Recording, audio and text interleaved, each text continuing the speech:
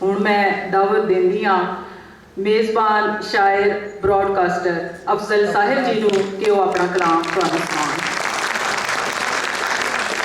बड़ी मोहब्बत शुक्राना सभा जी।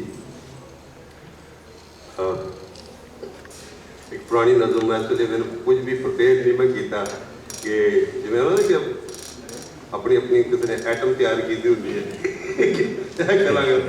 सो क्योंकि सोचण विचारण सवाल करन दा ये सैशन है या उस पूरे जो फैसटिवल है वो उसी मुद्दे के उत्ते है। सो जिसले असी सोचना शुरू किया तो उस वे जिम्मे सानू पंजाब और अपना आल दुआल नज़र आया वो अपन पहलियां एक दो नज़म सुना देना बल्कि एक सुनाना बाकी में दाद अगा कितने शगन पा देना। एक शेर सब दे नाम सब सज्जना दे नाम अगों उन्होंने दे सज्जना दे नाम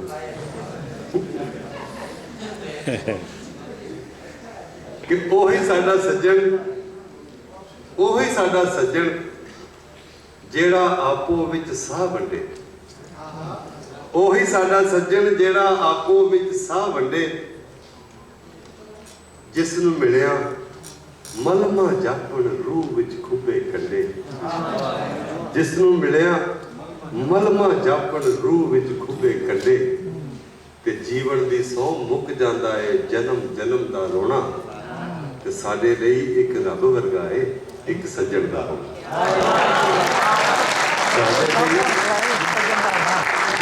एक रब वर्गा है एक सज्जन दा होना ते उसे सज्जन नाल अगला तखातुब है। सज्जन साडे सुपने रह गए कोरे। सज्जन साडे सुपने रह गए कोरे अखियां अंदर पाड़ पे ज्यों कंधां विच मगोरे। सज्जन साडे सुपने रह गए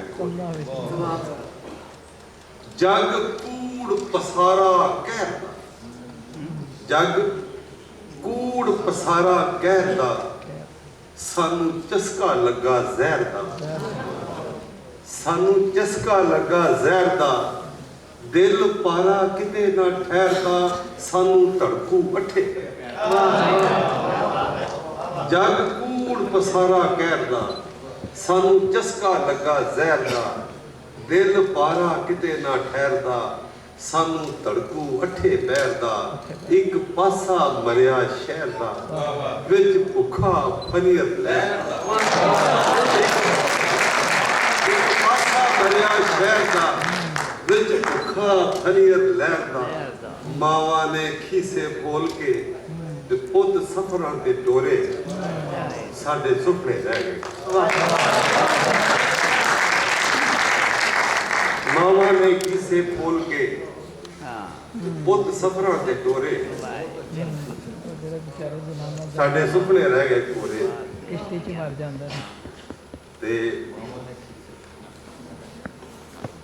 सॉरी मैंने एक इमेज पुराना मेरे दिमाग में आ गया।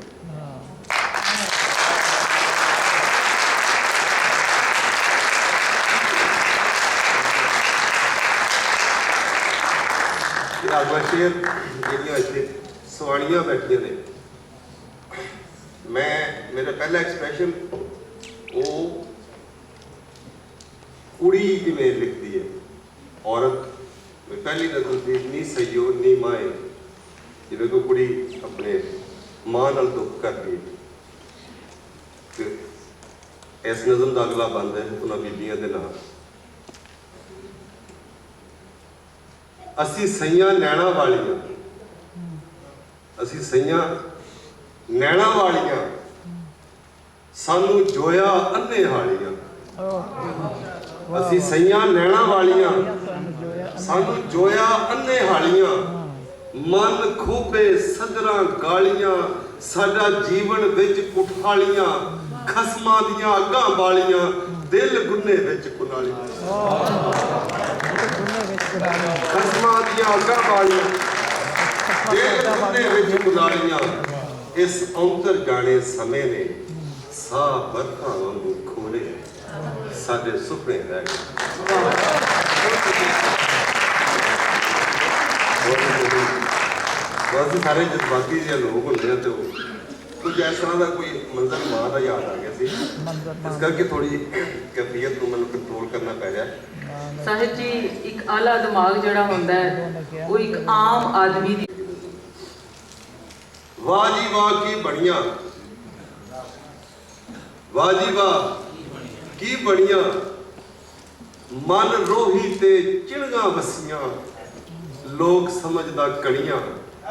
ਵਾਹ ਜੀ ਵਾਹ ਕੀ ਬਣੀਆਂ, ਵਾਹ, ਵਾਹ ਜੀ ਵਾਹ ਕੀ ਬਣੀਆਂ, ਮਨ ਰੋਹੀ ਤੇ ਚਿਣਗਾ ਵਸੀਆਂ। ਰਾਏ ਸਾਹਿਬ ਮਨ ਰੋਹੀ ਤੇ ਚਿਣਗਾ ਵਸੀਆਂ, ਲੋਕ ਸਮਝਦਾ ਕਣੀਆਂ।